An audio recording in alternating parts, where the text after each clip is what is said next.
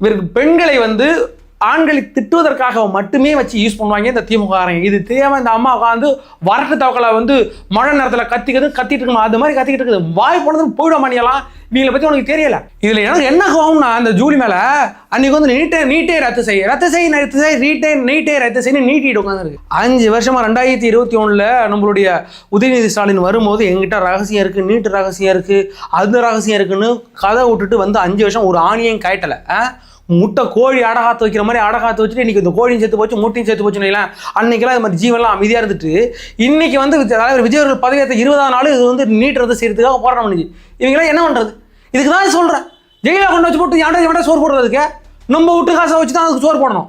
இதெல்லாம் மனநல மருத்துவமனை கொண்ட போட்டிகள். நான் கூட தவறாக நினைக்கணும். மனநல மருத்துவமனை அவர்களை ஏதோ இழிவு செய்கிற மாதிரி சில பேர் நினச்சிருவாங்க. மனநலம் பாதிக்கப்பட்டவர்கள் யாருக்காவது எங்கேயாவது தொந்தரவு பண்ணுவாங்களா? அவங்க பாட்டில் வழியில் போயிட்டு இருப்பாங்க, அந்த ஹாஸ்பிட்டல் அமைதியாக உட்காந்துருப்பாங்க, ஏதோ ஒரு சுயநினைவு இல்லாமல். இதை மாதிரி ஜென்மங்களை அங்கே கொண்ட போட்டு அவங்களுக்கு ஏதோ ஒரு பிரச்சனை வந்துவிட்டா நம்ம என்ன பண்ணுறது? அதனால் அங்கே கூட அவங்க கொண்டு போடாமல் இதை வச்சு செவ்வாய் கிரகத்துக்கு அனுப்பிவிட்டா இது மாதிரி ஆட்களை சரியாக நினைக்கிறேன்.